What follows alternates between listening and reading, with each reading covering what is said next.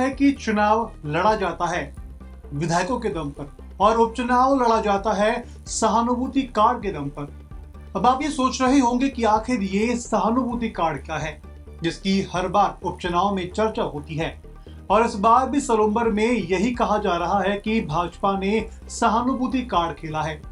कहीं मत जाइएगा, क्योंकि इस पूरी स्टोरी पे हम बात करेंगे कि आखिर राजनीतिक पार्टियां इस सहानुभूति कार्ड का इस्तेमाल कैसे करती है। पिछले कई उपचुनावों में भाजपा कांग्रेस ने कैसे इस कार्ड का इस्तेमाल किया, किन किन सीटों को लेकर के पार्टियों ने सहानुभूति कार्ड चला, इसके साथ ही सलूम्बर को लेकर के इस सीट की चर्चा क्यों हो रही है, ऐसे कई सवालों के जवाब की बात हम इस वीडियो में करेंगे। साथ ही यह भी जानने की कोशिश करेंगे कि आखिर क्या कांग्रेस भी इसका इस्तेमाल कर पाएगी। चलिए इस वीडियो की शुरुआत करते हैं। उपचुनाव में क्या है सहानुभूति कार्ड। सहानुभूति कार्ड का इस्तेमाल राजनीति में आमतौर पर तब होता है जब किसी नेता या फिर उनके परिवार के साथ कोई अप्रिय घटना होती है जिसका यूज पॉलिटिकल बेनिफिट के लिए किया जाता है। हालांकि सहानुभूति कार्ड का विचार लंबे समय से राजनीति में मौजूद है।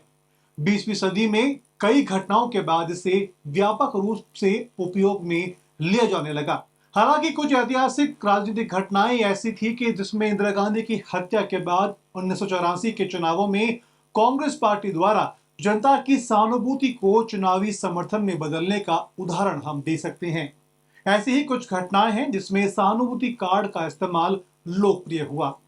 सलूम्बर में क्यों हो रही सहानुभूति कार्ड की चर्चा। राजस्थान में आगामी दिनों में 7 विधानसभा सीटों पर उपचुनाव होने हैं, जिसमें सलूम्बर सीट पर भाजपा की ओर से सहानुभूति कार्ड खेला गया है।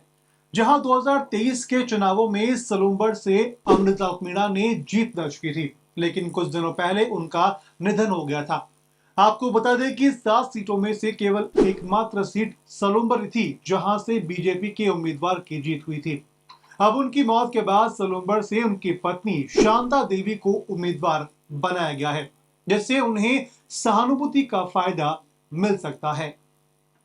आखिर कब और किन सीटों पर हुआ इसका इस्तेमाल। भाजपा ने सलूम्बर से दिवंगत विधायक अमृता मीणा की पत्नी शांता देवी को टिकट देकर के सहानुभूति कार्ड चला है। पिछले कई चुनाव में सहानुभूति कार्ड कारगर साबित रहा है। पिछली बार राजसमंद से विधायक रही किरण माहेश्वरी के निधन के बाद उनकी बेटी दीप्ति माहेश्वरी को टिकट दिया गया और वह उपचुनाव भी जीती और अभी विधायक हैं।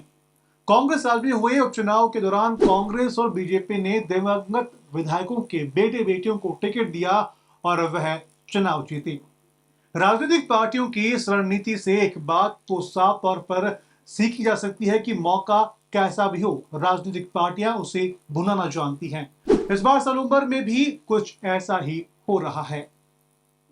अगर ओपिनियन की बात करें तो सहानुभूति कार्ड खेलना भले ही बीजेपी के लिए रणनीतिक पारी की शुरुआत सलूम्बर से हो सकती है, लेकिन इसके इस्तेमाल के भी कई बड़े नुकसान हैं। आप कई अपने भरोसेमंद पुराने साथियों को, कार्यकर्ताओं को उस सीट से खो सकती हैं। खैर, शांता देवी को टिकट देकर के पार्टी ने किसे खोया और किसे पाया है, यह तो आने वाले समय में पता चलेगा। लेकिन आपको क्या लगता है, शांता देवी सलूम्बर से अपनी जीत दर्ज कर पाएंगी? कमेंट बॉक्स में कमेंट करके हमें जरूर बताएं। वीडियो को लाइक करें, शेयर करें और चैनल को सब्सक्राइब जरूर करें।